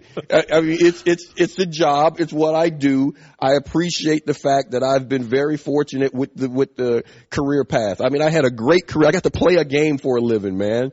And now I get to talk about them for a living. It's so weird you say that. I was probably the most popular kid at my elementary school, at my junior high, well, you're a likable my guy. High school. It's hard not to like you with. Yeah, but again, now I'm the most polarizing guy. Again, I spend my entire first 23 years on Earth. Whitlock shows up. Good time. We finna have a good time. Now it's like. You're a good time, Whitlock? Yes. Huh. Yes. Well, they just don't know you like I know you, man. That's it. You're an easy guy to get along with. Yeah. Now I'm polarizing, and allegedly everybody on social media hates me. All right, that's Eric Davis. I'm Jason Whitlock. You're in the herd. All right, welcome back to the herd. I'm Jason Whitlock. Happy Friday. Happy Friday before the 4th of July. All right, 877-757-HERD is the phone number to call. Chris Broussard will be here with us in the next hour, and we'll talk all things NBA free agency. We'll talk a little Gordon Hayward and Paul George. We'll talk some more Doc Rivers. We'll talk about the Knicks and Carmelo. perhaps wanting to take less money to play in Cleveland. All right, I want to squeeze in a few of your phone calls. 877-757-4373 is the phone number to call. JP in Missouri. See how I said that right? JP in Missouri. Missouri? Yeah, that's how we say it. I used to live in Kansas City, Missouri. JP, welcome to the herd. How we doing? Good. Hey, just to clear it up there, Missouri. Oh, you say Missouri. You must have moved there. It's Missouri. Yeah, from Chicago. Yeah, all right. It's Missouri. And I'm not happy about Jimmy Butler, let me tell you. What's up, JP? Go ahead. So I was listening to you and Colin talking about just journalism as an industry and how it's kind of dying. And I'm a journalism student at Mizzou, and just from, the classes I take and the things that they show us, I'm with Colin on this one. It is, they don't want you just to be able to write print and write the stories and write AP. They're trying to teach you how to interview people, and a big thing with that is, connection. And that's why I don't think guys like Doc Rivers are being, treated fairly, because people make these good relationships with them, and those are the people that he talks to. So to keep talking to guys like that, they need to keep this good relationship, which is why some of the bad publicity about those kind of guys, Sam Belichick, any of those guys, doesn't really ever get out. JP, you're saying that at one of the most prestigious journalism schools in the country, the University of Missouri, they're teaching you how to maintain relationships with sources and not to tell the truth on them, but to keep that line of access open. It's not that it's not to tell the truth. There's just so many different ways as the media world changes. It's not just, I'm going to get a quick interview with this guy and write a story. It's, I'm going to sit down with this guy face to face. He knows me. I know him. I got him on social media. He's got me on social media. Everybody's connected nowadays. So that's why some of these stories, it's not necessarily that they're teaching us, hey, keep a good relationship, don't always tell the truth, but I understand why guys like that don't always get the fair criticism that they need. What kind of journalist are you going to be, JP? I'm looking to get into broadcasting, man. So you want to be a groupie journalist who maintains friendships with sources rather than tell the truth? That's not what I'm saying. I'm just telling you, from an institutional standpoint, they know that it's changing. They can see it, and they see that the newspaper stations are going down. They're shutting down. You see them, they used to be on the corners, and they're not anymore. They're out of business, and the world is just changing as the world gets more and more connected. Media, videos, sitting down with people. Gotcha. Let me ask you a more serious question, JP. Do you consider yourself a social justice warrior? As a journalist, you have to. You have to maintain the truth. That's the number one thing. That's what. No. Did you hear my question? Do you consider yourself a social justice warrior? Yes. You do? I do. All right. Thank you, JP. Thank you. He doesn't understand. And I'm going to have to go back to this point at the top of the hour. And JP, don't turn off the show. I want you to listen. But again, you're a social justice warrior who basically feel like I'm being taught how to protect the elite and how to be a spokesperson and a mouthpiece for the elite. Again, these things don't, and this is why I'm saying it's all a scam and a sham. You have people pretending like, I'm challenging the establishment. No, you're not. All right, welcome back to the herd, the final hour of the herd on this fabulous Friday before the 4th of July. All right, I'm Jason Whitlock sitting in for Colin Cowherd. He's off boogie boarding with his son on this Friday before the 4th of July. All right, Didn't you just learn what a boogie board was yesterday? You just learned? No, you. Wasn't it you who I asked? don't know what a boogie board is still to this day. It's like a board shaped like a U, and then you put your stomach on it, and you float through the water. Really? Yeah. Does it have an engine or something? No. The engine is you. Oh, you ride the wave. Yeah, you ride the wave. Oh. I like to ride the additional jet skis. I need a jet ski. A boogie board doesn't. If I put my stomach in the ocean, I go right to the bottom. I have major problems with jet skis. Yeah. I need an engine with jet skis. But now I'm afraid. I used to go way out in the ocean on a jet ski. Now I want to be within, arm's reach of the beach. That's because the older you get, the more afraid you get of things. Yeah, I'm afraid of everything now. The dark, spiders, everything. All right, 877-757-HERD, 877-757-4373 is the phone number to call. Chris Broussard will be here at the bottom of the hour. We'll talk all things NBA. I want to pick up where I left off with JP, the caller from Missouri, from the University of Missouri, and he considers himself a social justice warrior. He's being taught at one of the most elite journalism schools in the country. He says they're teaching him about how to maintain relationships with sources and celebrities so you can do these interviews, so you can make sure you have access to them. And that's why people like Doc Rivers never get called out and questioned in the media. And I agree with him. I'm just shocked that this is what is being taught in journalism schools now. This is what's important. And I'm shocked that JP and a lot of these young people who consider themselves social justice warriors, we're out fighting injustice. We're standing up to the man, while kissing his butt and making sure you maintain a relationship with the man. Again, because that's who you're serving, the elite class. And when you're sitting there, oh, my God, I can't be critical because I want to make sure I have access to the elite class and I can do these interviews.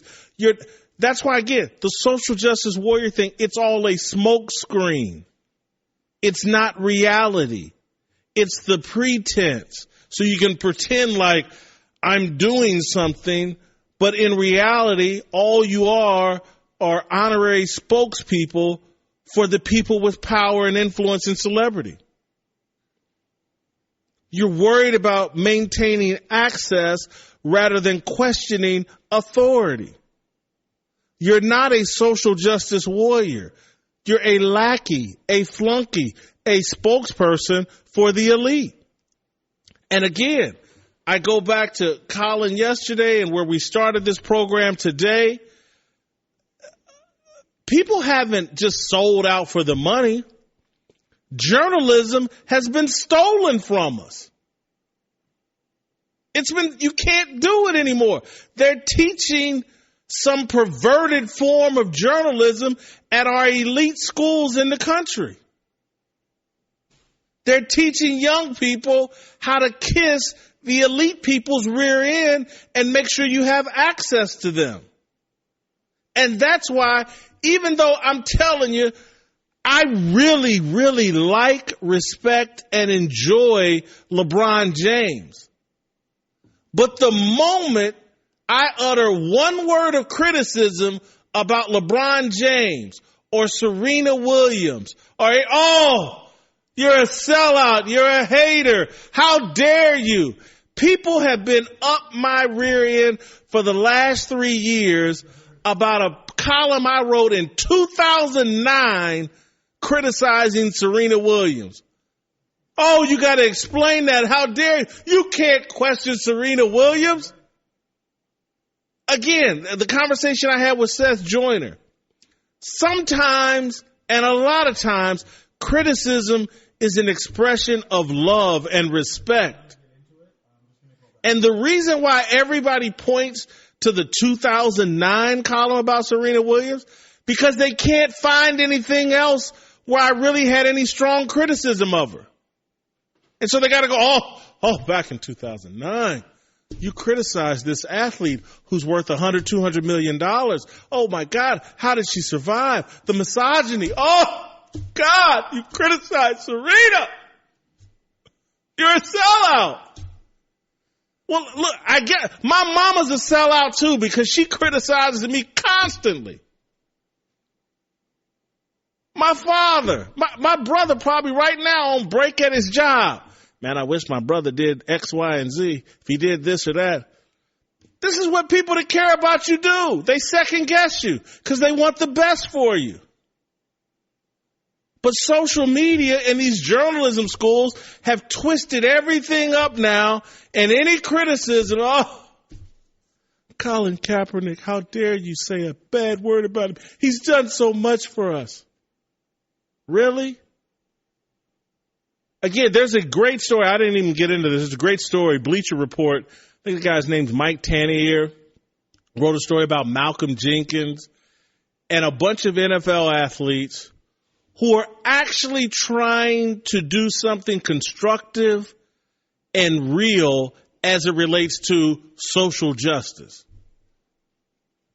You should look, Mike Tanier, Tanier, is the writer, did a story about Malcolm Jenkins, the safety for the Eagles. These guys are like doing some real stuff and trying to really enact change. They're not taking a knee and making a spectacle of themselves. They're actually being responsible and trying to impact real change. A lot of it plays into what I'm passionate about, prison reform. But anyway, the reason why Malcolm Jenkins came here and did our shows several months ago, and we and him had a long 30, 45-minute conversation in my dressing room, and where I was being critical of the kneeling and the protest, but trying to take him to a higher level. And I'm not in any way taking responsibility for what they're doing, because I don't believe I had any impact. But I will say this.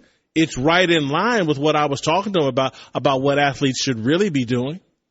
Not taking a knee, but actually working to enact change about real issues, prison reform, mass incarceration. I'm all for that. And so I'm glad to see that the criticism and the pushback that Kaepernick has got has forced some athletes, and even Kaepernick, to go to a higher place and start doing real stuff. Criticism, again, a lot of times it's love and respect. It's not hate. All right, I'm going to go to Jerry in New York. Jerry in New York wants to talk about Doc Rivers. Jerry, welcome to Earth. Hey, how you doing? Good. I think it's more than just journalism. It's our society. I mean, we become so politically correct that if you are honest, there's huge financial ramifications for doing it. Like you stated earlier about Doc Rivers, and you gave the comparison of Vinny Del Negro. Yeah. Well, I constantly hear what a great guy Doc is, and people love him, but you always heard that everyone liked Del Negro, and he was a good guy too. So the reality is, what's the difference between the two? They both went the same length in the playoffs. The only difference is race. Now, hold it, Jerry, you're wrong. Doc has a championship ring. Continue. No, I meant from the Clippers. I'm not talking previous. No, I know, but bringing that championship ring does change the dynamics.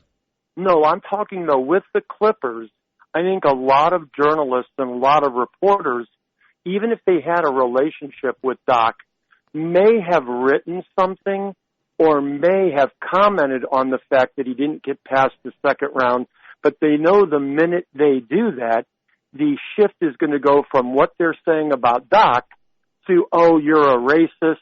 And so they know the backlash that's going to come against them. And in our society, people have gotten to the point where now we don't say what we feel or what we think because we're already aware of the repercussions if we do it. Jerry, I agree with you on that. But the other point that I'm trying to make is the people that are working so hard, the young guy, and I don't want to ascribe thoughts to JP in Missouri that maybe he doesn't have, but this social justice warrior class that's running out trying to protect everybody from any criticism. What they're really trying to do is stop your growth. What they're really trying to do, because again, smart people know it takes a fire to cook anything. You got to light something under someone's ass to get results out of them. A lot of time, most people have a hard time being self-motivated, particularly when you get to Doc Rivers' case where you're worth $50, $60 million or whatever, how much ever money you've made as a coach and a player.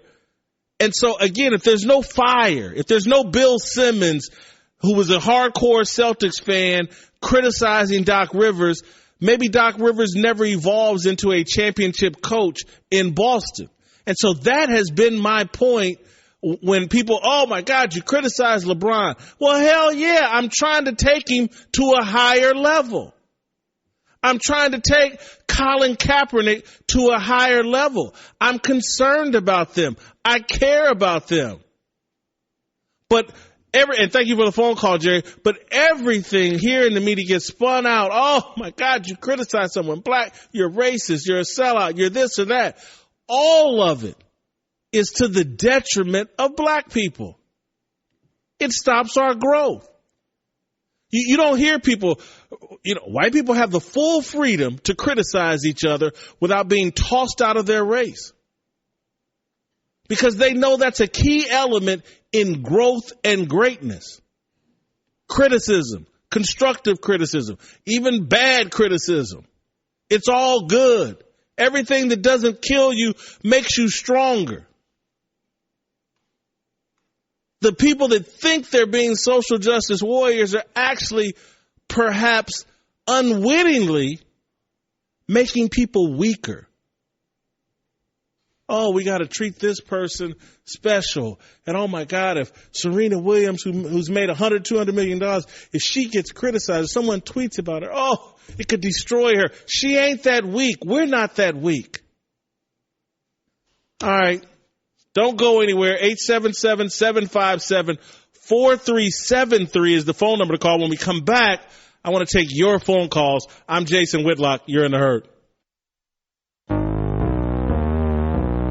Welcome back to the Herd. Jason Whitlock sitting in for Colin Cowherd on this Friday afternoon, Friday, June the 30th. Jason Whitlock, Christine Leahy here. All right, Chris Broussard will join us at the bottom of this hour. We'll talk some NBA free agency.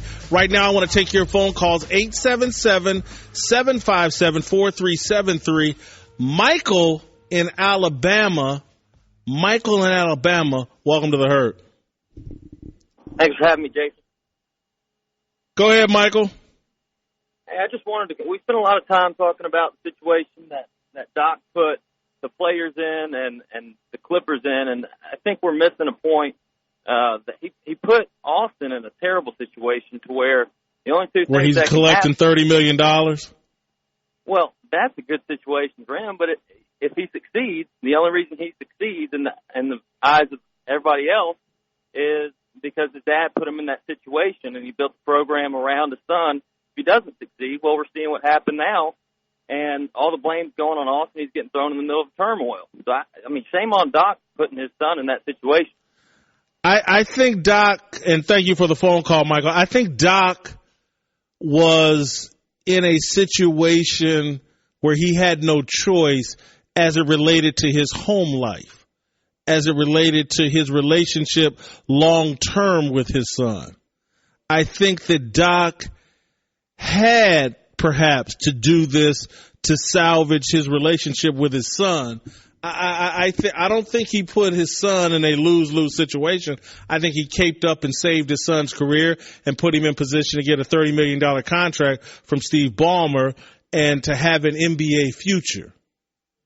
And so Doc did what was best for his son and what was second, third, or fourth, or fifth best for the LA Clippers, and certainly not best for Chris Paul and the rest of the players on the Clippers. So I disagree with you. He put his son in a good position and everybody else in a bad position. All right. Donnie in Houston. Donnie, welcome to the Herd. Thank you for having me. I wanted to ask, they traded Chris Paul. Blake's probably leaving. What do you think the Clippers should do? Should they clear the house? Is it time for Doc to go? Thank you for the phone call, Donnie. I certainly think it's time for Doc Rivers to be fired. Again, when Chris Paul, you've built your franchise around him. He's one of the most powerful players in the league. No one questions his talent. No one really questions him as a leader and someone you can win with. When he walks out on your organization, when you've done everything for him, when Chris Paul says, this doesn't work for me, that's a sign that it's now time to move on from Doc Rivers. He's created a huge mess. Reggie in Los Angeles, welcome to the Herd. How you doing? Thanks for having me. I just want to talk about how I believe that Doc Rivers suffers from two things, which is nostalgia and being delusional. That he believes that if he signs the old Celtics team like Paul Pierce and Big Baby Davis, that they can actually perform on the Clippers even though they're past their prime. And being delusional because even after losing from to the Jazz, he still believed that the big three could work. Reggie, I'm going to disagree with you here and stay on the line. Don't hang up. I don't think Doc is nostalgic. I think Doc has done everything he can to hold on to power. And that's what power does. That's what people, when they get in positions of power, they start making moves that aren't in the best interest of the organization, institution, business they're working for. They start making moves to hold on to power. If you listen, I'm going to cut to the chase and throw everybody a curveball. If you listen and have followed the ESPN story and what has gone on there in terms of management shifts and all this other stuff, and the thing that people won't explain to you, they're putting the facts in front of you, but they don't explain it to you, is that the person at the top has made a bunch of decisions that over the years that have made sense for him staying at the top. And it hasn't been decisions about what's best for the institution and the organization. It's been the best decisions about how do I hold on to power. And Doc Rivers has run the Clippers organization in the same way. And I'll go back to the theme of this show. This is why journalism, and we don't see nearly enough of it, we almost see none of it anymore, is important. Because people should be explaining to you what is really going on. Doc Rivers left Boston when they were done winning championships and went into rebuild mode, and he wanted to go someplace where he could have supreme power and authority, and he got it with the Clippers. And every decision he's made moving forward has been about holding on to that power. And now it's blowing up in spectacular fashion.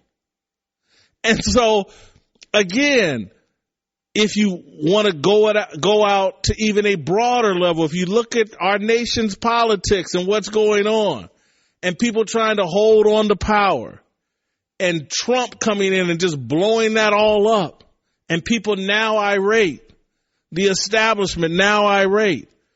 Again, we can see examples of it everywhere, and we can see examples of the media pretending to be this group that, we're questioning injustices and we're questioning authority. Well, no, you're really not. Because it's all right here crystal clear with Doc Rivers what the powerful and elite will do to hold on to power, how they'll misuse that power to benefit themselves and their family and keep that power within them and screw the organization and what's best for everybody. It's right there in black and white with Doc Rivers. Doesn't get spelled out because, as we heard from the kid, the journalism student at the University of Missouri, they're being trained in how to protect their relationships with the powerful and the elite. And they look at, I'm like an alien from another planet. Oh my God, you want to criticize LeBron James. You can't do that. That's not how we do journalism anymore. Once someone's on top, you don't question them. You rationalize any mistake they have or anything they do is the perfect thing. Oh my God. All right, Chris Broussard will be with us in the next segment. But let's go to Christine with the news. No. Turn on the news. This is the Herd Line News. There have been a lot of rumors that John Calipari's team contacted the Knicks about their open president position. Yep. And John Calipari is now saying that is not true. He is currently in Egypt and took time away from his Egypt trip to send out this series of tweets to make it very clear that this is not true. No one has contacted the Knicks on my behalf. I am the coach at Kentucky and will be for a long time. Even in Egypt, I can't escape the rumors. Are you kidding me? It's 5 a.m. here, and this is what I wake up to. Off to go see the pyramids in a bit. And by the way, I like my team and my USA basketball team too. That's a real shame that he can't just enjoy the pyramids right now and what goes on in the tombs. I think that's pretty cool.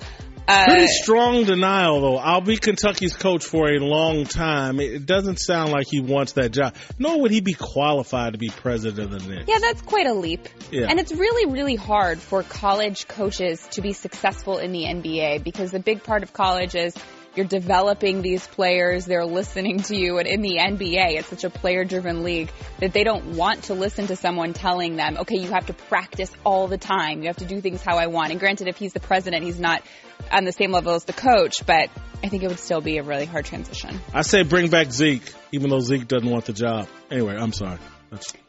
Tanner Ainge, who is Danny's son, is running for Congress in Utah.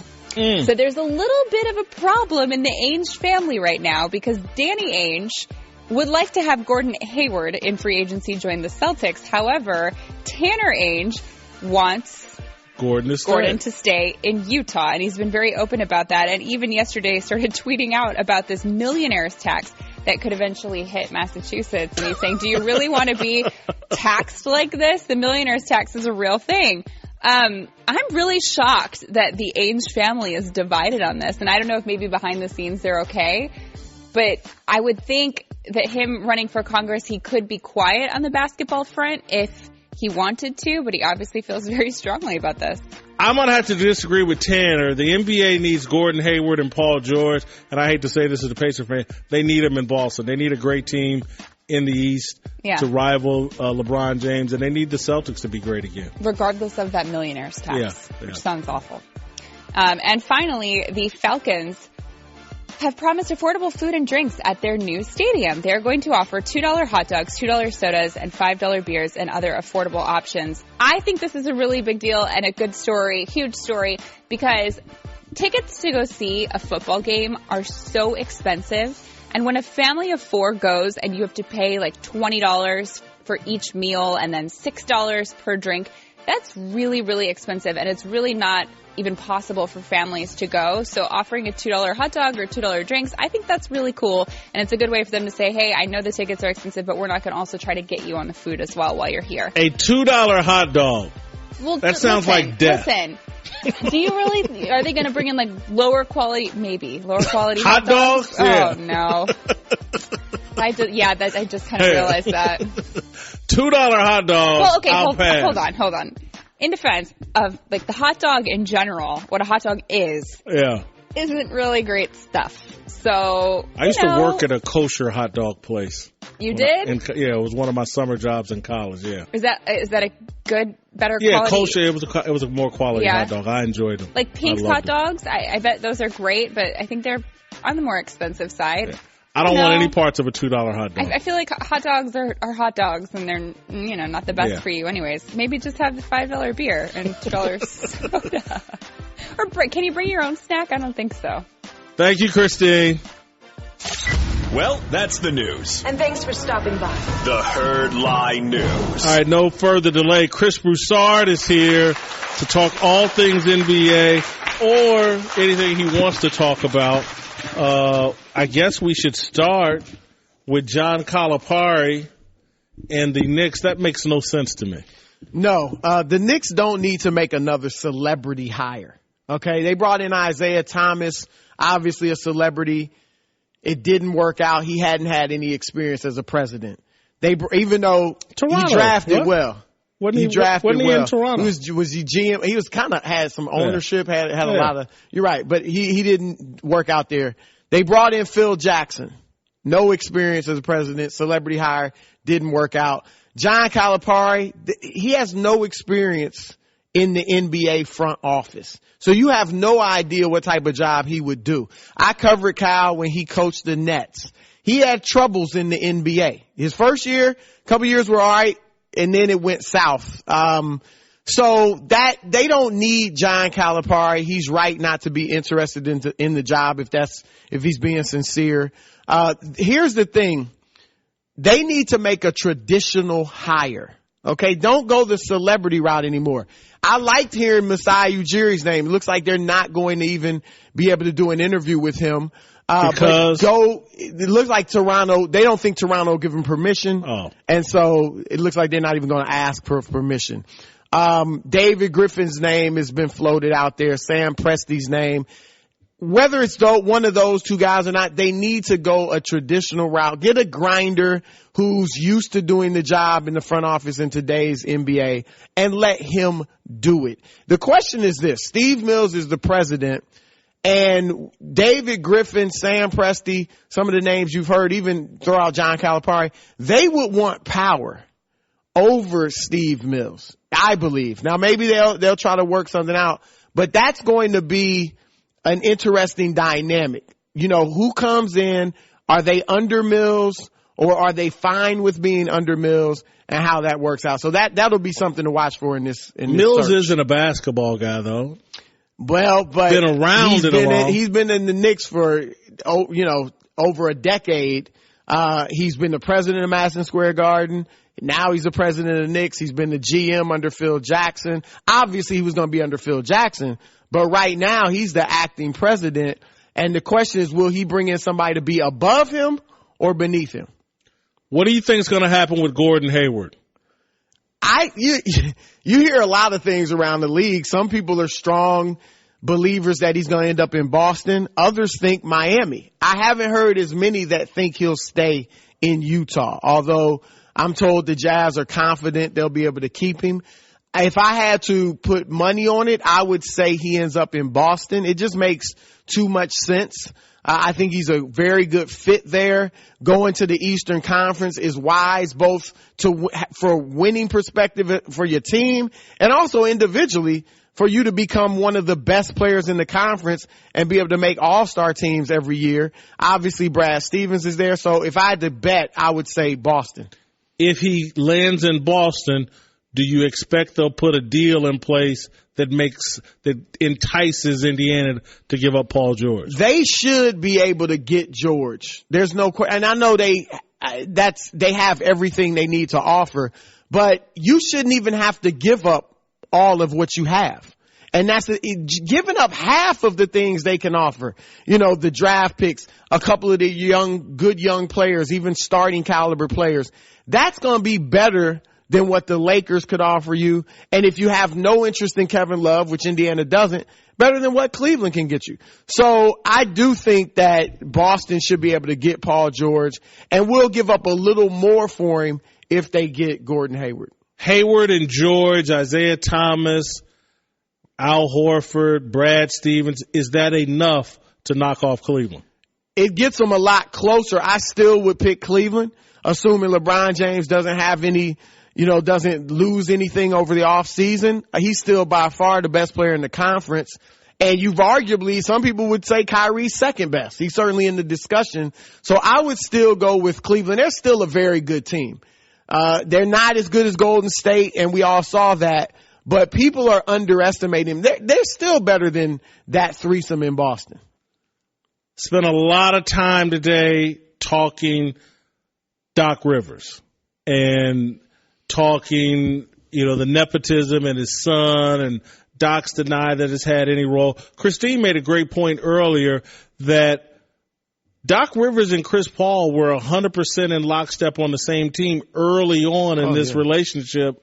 And now to see Chris Paul on the other side of that relationship, does that make, if Chris Paul will jump ship on you, does that mean the Clippers should jump ship on Doc? Well, look, it's kind of a mess over there with the Clippers. There's no question. And Doc's the president. So Steve Ballmer's not over there all the time creating the culture. The culture's been created by Doc. Let's go to Austin first. Doc saved Austin's NBA career. He very well might be out of the league if Doc hadn't taken him a few years ago, because that's where he was headed. And nobody really had any interest in him.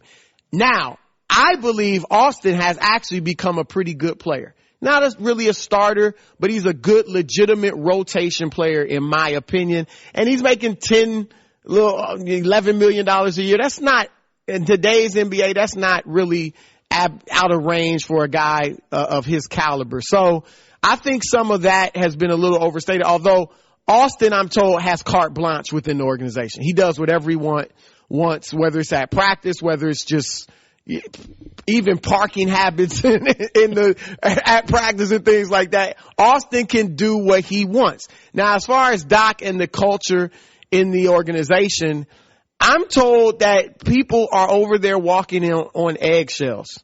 And nobody is having fun. It's not a fun environment to work in because Doc runs it with an iron fist. Assistant coaches aren't supposed to talk to the media. There's some people in management that aren't supposed to talk to players. I mean, Doc runs things with an iron fist, and it's created this environment where I'm told nobody's having fun. Chris Paul was not having fun. I mean, winning is one thing, obviously, but it's not like that Houston team is all of a sudden going to the finals. He left a better roster. He left jobs or financial security. He could have got 4 or 5 years guaranteed with the Clippers. Now, what if he gets injured? He's a guy that's been injured throughout his career. What if he gets injured this year? He was willing to risk all that to get out of there, to go to a worse team. So, you know, the culture's bad. I think Jerry West should be in charge. I think Jerry West should be running things there. And I think that's probably going to happen in a year or so if they have another mediocre season.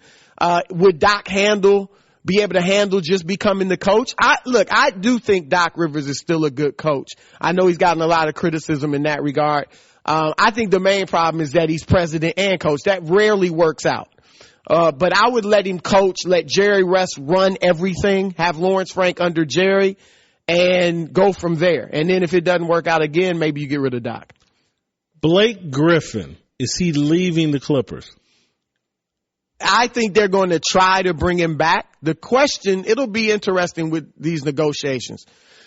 Will they offer him 4 years or 5 years?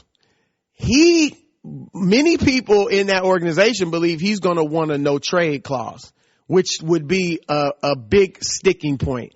I only give 3 people in this league a no trade clause, unless I'm forgetting somebody, but LeBron James, Kevin Durant, and Steph Curry.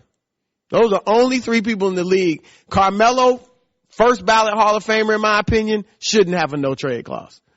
So I would not give Blake Griffin a no trade clause. And if it means losing him, then so be it. But I believe they want to bring him back. Jerry West is not into 5-year plans. He's going to want to build this thing up and get it going quickly. The Clippers had been at rock bottom for basically 2 decades. Be careful before you willingly go back to rock bottom and say, let's start all over. Because in most cases, that doesn't work. Chris, I know you're married and you probably can't comment on this, but when you were talking about your no trade clause with 3 people, I was thinking about mine. Tamron Hall, Kim Kardashian. Oh my gosh.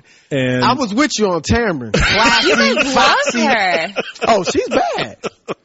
And Halle Berry, just for old school sake, I would put her on the list. But Tamron Hall, a no trade clause without question. You a celebrity, like you should be on that level where you can holler at her. Trust me, I've tried. I've been shut down. I've been teased a little bit. I've tried. You might need to lean left a little bit more. It shouldn't be about politics. You like Tamron Hall, like the news version or like the crime show version? The news version. Okay. Yeah, I'm a huge Tamron Hall fan. I stalk her Instagram page, been in the DMs, been swatted down in the DMs. It's not you pretty. slid in her DMs? I was actually at a private party with her recently before, a couple years ago. All right, we got to go. All right, I'm Jason Whitlock. That was Chris Broussard. You're in the herd. All right, welcome back to the show. Jason Whitlock sitting in for Colin Cowherd. It is Friday, June the 30th. Thanks for joining me. All right, final segment of the show. Christine, my point, or what I try to do when you host a 3-hour block of broadcasting, I like to pass along little life lessons. And I hope that I've passed along, some life lessons today for our listeners and for anybody, for yourself or anybody. This is what has made me the tremendously perfect person that I am, the things that I believe, the philosophies. I embrace criticism, even criticism that I believe is unfair and irresponsible. I try to listen and take in everything and adjust. Most people don't have as much skin as I have or as thick skin as I have, and so I get it. But I really do think one of the biggest problems we have societally and even in sports is like no one can handle criticism anymore. And it's like we're trying to outlaw criticism. It's fair.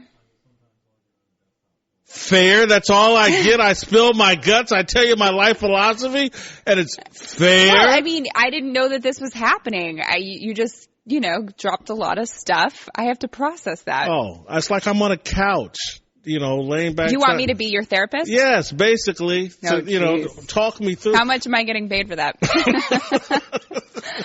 I said it earlier. I think being able to take criticism is really something that comes with maturity and learning about yourself and becoming an adult. And a lot of it, when you can't take criticism, is part of a guard that you put up because of the way that you were brought up and that you, as a defense mechanism, put that wall up, and you can't take criticism because it feels like someone's trying to take that wall down. I feel like a lot people that weren't raised in an atmosphere of love and support struggle with criticism. That's true. And so, because again, if you're standing on a foundation of love and support, a little criticism's not that big of a deal to you. Well, and it's also coming from a good place. But if you're constantly having to fight for yourself because you're not feeling love and support, you're just trying to build yourself up so that you don't fall down. And if someone takes a shot at you, it feels like your world could crumble. I would agree, but even let's say if you're raised in a good atmosphere where you all throughout your childhood you felt supported, and so even when you hear criticism from people not in your family, people that you don't 100% know where they're coming from in terms of how they feel about you, because you were raised in an environment of love and support, it's like, I can handle that criticism. I can process that criticism and to see if there's any truth in it. Whereas we've got a society now that, again, we've come up with slang terms for everything. And so if someone criticizes you, they're a hater. Mm-hmm. And the point that I'm trying to make constantly to people is like, no, that person actually might be a lover. And because, again, it's just as Seth Joyner said, and I thought it was tremendous, the coaches that don't talk to you, the bosses that don't talk to you, that don't interact and engage with you, they're actually the people that don't want to see you develop and grow. They've either given up or they never had any intentions of you being successful in the first place, so they ignore you. And again, I'll just, and this isn't me just defending my style of journalism and broadcasting. It's really what I think is healthy. And so I think for a LeBron James or anybody at the top of their profession who's a celebrity, who's extremely wealthy, they're surrounded by so many people that just kiss their butt all the time that they actually are probably the people most in need of criticism because they rarely get any. And they rarely get any good constructive criticism because everybody around them is dependent upon them, is afraid of them, is unwilling to take the risk of telling them what they really think. And so, again, I look at Doc Rivers. He had so much success in Boston, then got all this power in L.A., and everybody deals with him now with kid gloves. And That's how a very good person and a very good coach ends up making a bunch of bad decisions that now are blowing up in his face. He's probably a year removed from getting fired from the Clippers. He's going to be a failure here with the Clippers. The best player perhaps the organization's ever had. I don't know the history. They had Danny Manning all broken up. Have the Clippers ever had who's the greatest Clipper of all time? Chris Paul probably is. Their greatest player of all time has just run out on the organization and left Los Angeles, a city that he loved, a city that I don't blame him for loving, to go play with the Houston Rockets. And there's no guarantee that they're going to win anything in Houston. And again, this to me can all be traced to the delusion surrounding Doc Rivers that is there because everybody was afraid to tell Doc Rivers the truth. Doc Rivers has been fed so much gas and so much, oh, you're the greatest, and what a great guy, and he's a great coach, and oh, he's so smart, and blah, blah, blah. And then you look up, and he hasn't done a damn thing that Vinny Del Negro didn't do. And no one was caping up for Vinny Del Negro. That's true. All right, we've had a great show today. Have a great week. You got big weekend plans? Yeah, I'm going to New York. Oh, wow. Yeah, I'm hosting the 4th of July show, actually. Really? Yeah, the one that Tamron Hall did last year. She won't be there? You took her job? I'm sorry. I didn't take her job, but she's not doing it this year. I'm doing it this year, so. You're hosting a 4th of July show for who? Yeah, on NBC for Ninja Warrior. Wow. Mm-hmm. Good for you. So that sounds like watch me during the fireworks. I will try that. What time will that be on here? I'll be working. It's on from 8 to 10 in New York, so 5. That's 5. All right. I will try to check that out. All right, I'm Jason Whitlock. Cowherd's out boogie boarding with his son. Hope you enjoyed the show.